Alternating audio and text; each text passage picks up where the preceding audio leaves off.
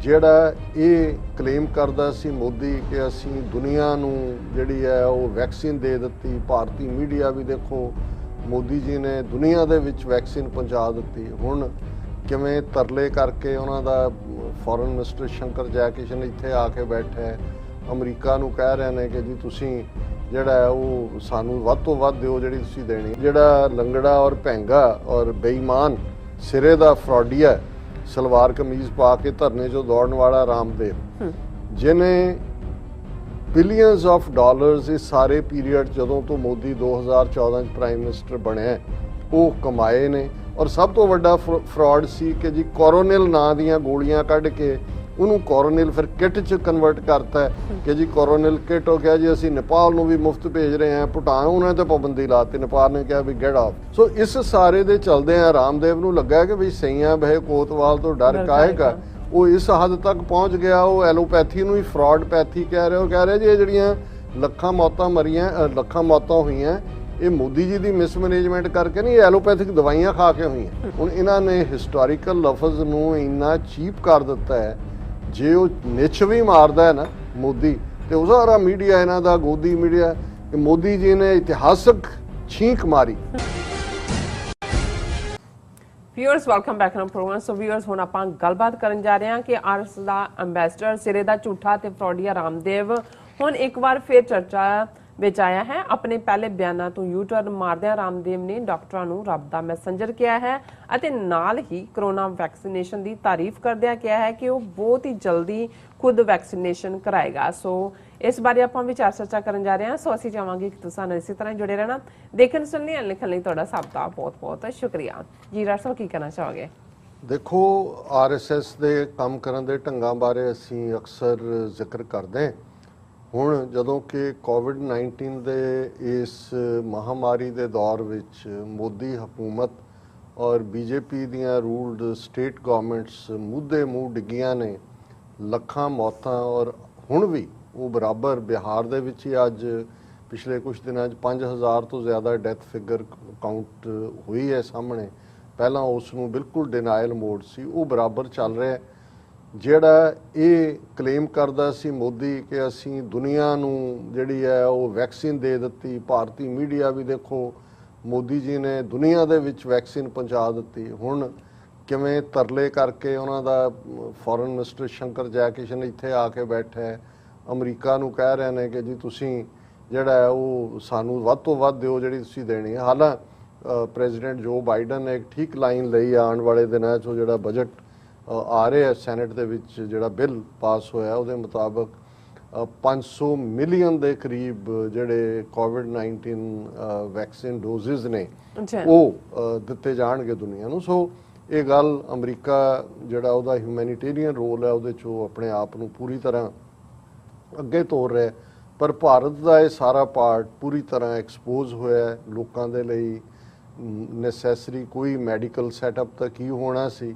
ਹੁਣ ਤੱਕ ਵੀ ਜਿਹੜੀ ਹੈ ਆਕਸੀਜਨ ਡੈਫੀਸ਼ੈਂਸੀ ਦੀਆਂ ਜਿਹੜੀ ਹੈ ਕਮੀ ਦੀ ਵਜ੍ਹਾ ਕਰਕੇ ਮੌਤਾਂ ਦੀਆਂ ਖਬਰਾਂ ਆਉਂਦੀਆਂ ਰਹੀਆਂ ਨੇ ਔਰ ਹਜ਼ਾਰਾਂ ਜਿਹੜੀਆਂ ਲਾਸ਼ਾਂ ਗੰਗਾ ਦੇ ਵਿੱਚ ਵੀ, ਗੰਗਾ ਦੇ ਕੰਢਿਆਂ ਤੇ ਵੀ, ਔਰ ਉਸ ਸਾਰਿਆਂ ਨੂੰ ਵੀ ਇਹ ਕਹਿ ਕੇ ਜੀ ਇਹ ਤਾਂ ਕੁਛ ਪਰੰਪਰਾ ਦੇ ਲੋਕ ਗੰਗਾ 'ਚ ਸੁੱਟ ਦਿੰਦੇ ਨੇ, ਉੱਥੇ ਦਫਨਾ ਦਿੰਦੇ ਨੇ, ਇਹ ਯੂਜੂਅਲ ਹੈ। ਇਹ ਤਾਂ ਪੁਰਾਣੀਆਂ ਫੋਟੋ ਜਿਹੜੀ ਕੰਗਨਾ ਰਣੌਤ ਇਹ ਤੇ ਜੀ ਫਲਾਣੇ ਮੁਲਕ ਦੀਆਂ ਪੁਰਾਣੀਆਂ ਦਿਖਾ ਰਹੇ ਨੇ, ਇਹ ਤਾਂ ਮੈਂ ਉਦੋਂ ਵੀ ਦੇਖੀਆਂ ਸੀ। ਹਾਲਾਂਕਿ ਖੁਦ ਕਹਿ ਰਹੀ ਹੈ ਜੀ ਮੇਰੇ ਕੋਲ ਹੁਣ ਕੋਈ ਜੌਬ ਨਹੀਂ, ਮੈਂ ਟੈਕਸ ਕਿੱਥੋਂ ਭਰਾਂ, ਜਿਹੜਾ ਮੈਂ ਤਾਂ ਕੋਈ ਮੈਂ ਕੰਮ ਹੀ ਨਹੀਂ ਹੈ ਮੇਰੇ ਕੋਲ।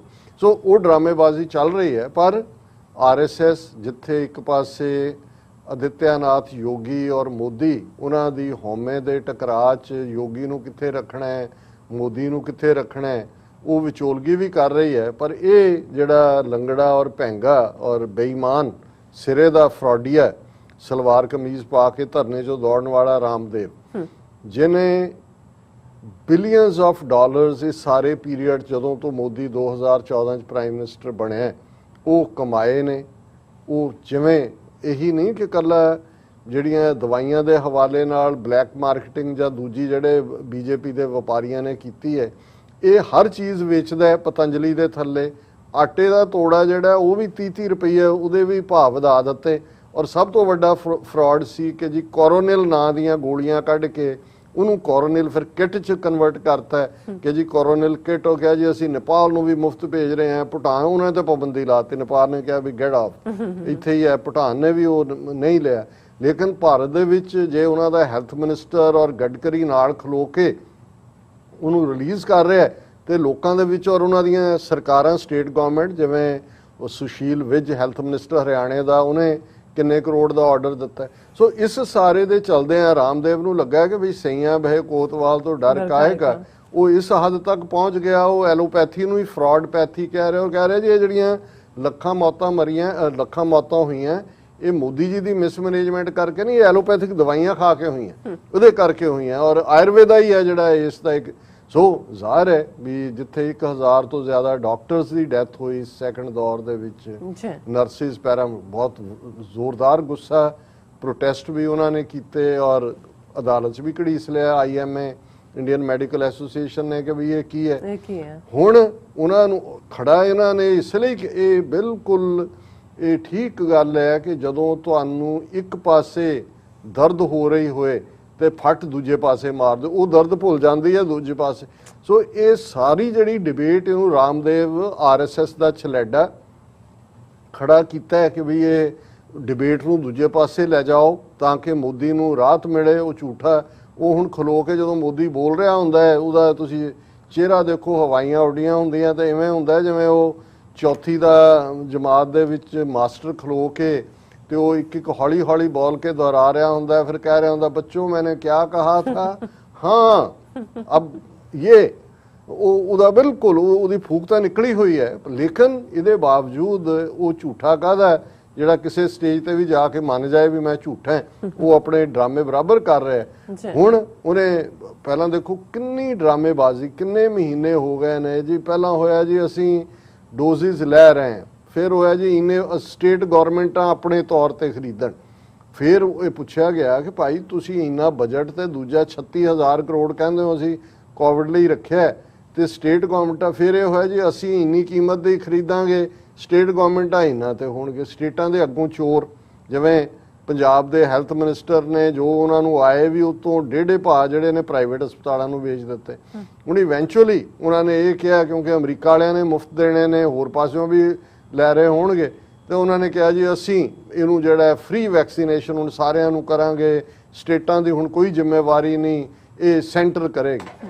ਹੁਣ ਉਹਨਾਂ ਨੂੰ ਲੱਗਾ ਕਿ ਵੀ ਇਹ ਇੱਕੋ ਇੱਕ ਪੋਜ਼ਿਟਿਵ ਗੱਲ ਇਸ ਸਾਰੇ ਪੀਰੀਅਡ ਜਦੋਂ ਦਾ ਚੱਲ ਰਿਹਾ ਸੀ, ਤਾਂ ਉਹਨਾਂ ਨੇ ਫਿਰ ਉਹੀ ਜਿਹੜਾ ਫਰੋਡੀਆ ਰਾਮਦੇਵ ਹੈ ਉਹ ਰੈਸਕਿਊ ਤੇ ਆਇਆ। ਪਹਿਲਾਂ ਤਾਂ ਉਹਨੇ ਕਿਹਾ ਰਾਮਦੇਵਜ਼ ਯੂ ਟਰਨ, ਮੀਡੀਆ ਦੀ report, Ramdev's U turn, all good doctors are messengers of God, I will get vaccinated soon. My fight is not with the doctors of the country. ਇਹ ਹੈਡਲਾਈਨ ਸਬ ਹੈਡਲਾਈਨ ਲੱਗੀ ਹੈ। ਉਹ ਕਹਿੰਦਾ ਜੀ ਇਹ ਤਾਂ ਰੱਬ ਦੇ ਜਿਹੜੇ ਨੇ ਉਹ ਦੂਤ ਨੇ ਔਰ ਮੈਂ ਤਾਂ ਖੁਦ ਵੈਕਸੀਨ ਲਵਾਵਾਂਗਾ। ਪਰ ਉਹਨੇ ਤਾਰੀਫ ਮੋਦੀ ਤੋਂ ਸ਼ੁਰੂ ਕੀਤੀ। Prime minister Modi has made A historical announcement of vaccinating every citizen free of cost from June 21. Everybody should get vaccinated. Also, people should practice yoga and Ayurveda, which will prepare a protective shield against disease and will also prevent COVID casualties.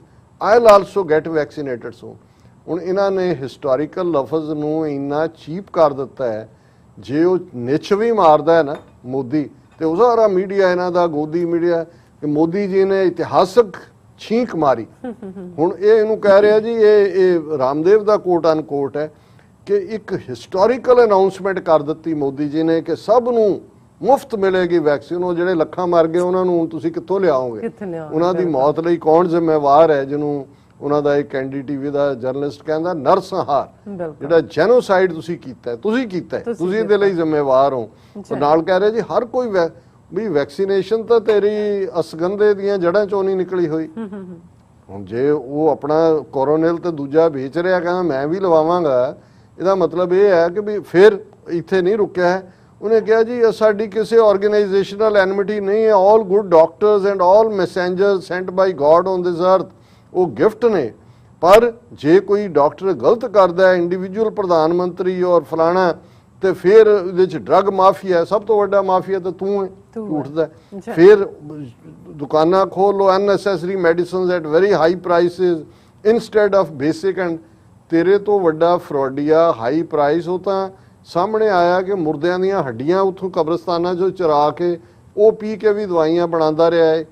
ਔਰ ਉਹ ਜਦੋਂ ਪੁਰਾਣੀ ਮਨਮੋਹਨ ਸਿੰਘ ਦੀ ਸਰਕਾਰ ਦੇ ਵੇਲੇ ਆਇਆ, ਲਾਲੂ ਯਾਦਵ ਨੇ ਕਿਹਾ ਕਿ ਇੰਨਾ ਵੱਡਾ ਸਕੈਂਡਲ ਫੜਿਆ ਗਿਆ, कहता फिर मेरे को आ गया, रोई जाए, मैं भी यादव हूँ, आप भी यादव भाई हैं, गवाले का गवाला भाई, मुझे बचा लो। तो लालू यादव कहता मेरी सब तो वड्डा गुनाह है कि इस फ्रॉडीए नूं उदों क्यों नहीं नत्थ पाई गई जदों कि इहदे सारे सबूत सामने सी। फिर RSS ने उन्होंने अपना एंबेसडर डिकलेयर करता। नतीजे के तौर पर हुण किस हद तक लै गया इस सारे फ्रॉड नूं। हुण तां RSS ने इहनूं as a Modi first line of defence है, क्योंकि इस किस्म का ਜਿਹੜਾ ਬੰਦਾ ਬਦ ਇਖਲਾਕ ਹੈ ਔਰ ਜਿਹਦਾ ਕੋਈ ਸਿਰ ਪੈਰ ਨਹੀਂ ਹੈ, ਉਹਨੇ ਯੂ ਟਰਨ ਮਾਰ ਲਿਆ ਕਿ ਉਹਨੇ ਆਈ ਟਰਨ ਮਾਰ ਲਿਆ ਕਿ ਕੋਈ ਹੋਰ ਟਰਨ ਮਾਰ ਲਿਆ, ਕੋਈ ਉਹਨਾਂ ਨੇ ਡਿਫੈਂਸ ਲਾਈਨ ਆਫ ਡਿਫੈਂਸ ਤਿਆਰ ਕੀਤੀ ਹੋਈ ਹੈ। ਹੁਣ ਕਿਸਾਨਾਂ ਦੇ ਹਵਾਲੇ ਨਾਲ ਅਸੀਂ ਦੇਖ ਰਹੇ ਹਾਂ ਕਿ ਕਿਵੇਂ ਉਹ ਬੈਠੇ ਨੇ ਔਰ ਉਹਨਾਂ ਦਾ ਜਿਹੜਾ ਮਿਨਿਸਟਰ ਹੈ ਐਗਰੀਕਲਚਰ ਮਿਨਿਸਟਰ, ਉਹਨਾਂ ਨੇ ਕਿਹਾ ਜੀ government ready to talk to farmers on issues other than agriculture bills. ਹੋਰ ਤੇਰੇ ਨਾਲ ਰਿਸ਼ਤੇ ਦੀ ਗੱਲ ਕਰਨੀ ਹੈ ਉਹਨਾਂ ਨੇ। ਉਹ ਕਹਿੰਦੇ ਸਰਕਾਰ ਤਿਆਰ ਹੈ ਹਰ ਗੱਲ ਦੇ ਲਈ ਸਿਵਾਏ ਐਗਰੀਕਲਚਰ ਕਾਨੂੰਨਾਂ ਦੇ। ਔਰ ਇਸ ਕਿਸਮ ਦੀ ਡਰਾਮੇਬਾਜ਼ੀ ਜਿਹੜੀ ਹੈ ਉਹਨਾਂ ਦੇ ਬਾਕੀ ਲੋਕ ਵੀ ਕਰ ਰਹੇ ਨੇ, ਲੇਕਿਨ ਮਕਸਦ ਇਹਨਾਂ ਦਾ ਕਿਉਂਕਿ ਇਸ ਸਾਰੇ ਚੋਂ ਇਹਨਾਂ ਦੀ ਬਦਨਾਮੀ ਹੋਈ ਹੈ। ਪਰ ਜਿਵੇਂ ਅਸੀਂ ਕੱਲ ਗੱਲ ਕੀਤੀ ਸੀ ਕਿ ਇਨ ਦਾ ਐਂਡ ਆਫ ਦਾ ਡੇ ਜਿਹੜੀ ਗੱਲ ਉਹਨੇ ਮਾਰਕੰਡੇ ਨੇ ਕਹੀ, ਕਾਟਚੂ ਮਾਰਕੰਡੇ ਨੇ, ਉਹਨੇ ਕਿਹਾ ਜੀ यूपी ਦੀਆਂ ਚੋਣਾਂ ਨੂੰ ਇਹ ਤੁਸੀਂ ਜੋ ਮਰਜ਼ੀ ਕਹੀ ਜਾਓ ਜੀ, ਗ੍ਰਾਫ ਮੋਦੀ ਦਾ ਡਿੱਗ ਪਿਆ। ਦੂਜਾ ਇਹਨਾਂ ਨੇ ਜਿਹੜਾ ਉਹ ਮਥੁਰਾ ਔਰ ਬਨਾਰਸ ਦੀਆਂ ਮਸੀਤਾਂ ਵੀ ਢਾਹ ਦੇਣੀਆਂ ਨੇ, ਮੁਸਲਮਾਨਾਂ ਦੇ ਖਿਲਾਫ ਵਾਇਲੈਂਸ ਕਰਵਾਣੀ ਔਰ ਉਹੀ ਹਿੰਦੂਤਵਾ ਦਾ ਕਾਰਡ ਖੇਲ ਕੇ ਇਹਨਾਂ ਨੇ ਦੁਬਾਰਾ ਜਿੱਤਣਾ। ਉਹਨੇ ਕਿਹਾ ਕਿਉਂਕਿ ਮੈਜੋਰਟੀ ਲੋਕਾਂ ਦੇ ਦਿਮਾਗਾਂ 'ਚ ਗੋਬਰ ਭਰਿਆ ਹੋਇਆ, ਇਹ ਉਹਦੇ ਲਫ਼ਜ਼ ਨੇ, ਇਹ ਗੋਬਰ ਹੈ। ਸੋ ਹੁਣ ਇਹੀ ਗੋਬਰ ਹੈ ਜੇ ਇਹ ਰਾਮਦੇਵ ਵਰਗਾ ਫਰੋਡੀਆ ਹੈ ਉੱਥੇ 1,350 ਮਿਲੀਅਨ ਲੋਕਾਂ ਨੂੰ ਜਿਹੜਾ ਉਹ ਉੱਲੂ ਬਣਾ ਰਿਹਾ ਹੈ, ਜਿਹੜਾ ਖੁਦ ਸ਼ਕਲੋਂ ਉੱਲੂ ਲੱਗਦਾ ਤੇ ਫਿਰ ਜੇ ਹੁਣ ਇਹ ਉੱਲੂਆਂ ਦੀ ਬਰਾਦਰੀ ਨਹੀਂ ਐਗਜ਼ਿਸਟ ਕਰਨਾ ਤੇ ਅਸੀਂ ਉੱਥੇ ਜਿਹੜਾ ਉਹ ਬਾਜ ਅੱਖ ਰੱਖ ਕੇ ਕੀ ਕਰਾਂਗੇ ਕਿ ਜੇ ਅਸੀਂ ਬਾਜ ਅੱਖ ਰੱਖਦੇ ਹਾਂ ਉੱਥੇ ਤਾਂ ਉਹ ਹਰ ਸ਼ਾਖ पे उल्लू बैठा है, अंजामे गुलिस्तां क्या होगा, बर्बाद गुलिस्तां करने को जब एक ही उल्लू काफी है। जी राठ साहब, बहुत बहुत शुक्रिया साथ लेने ब्रेक। व्यूअर्स तुसी कितने नहीं जाना, मिलते हैं आफ्टर दिस शॉर्ट ब्रेक।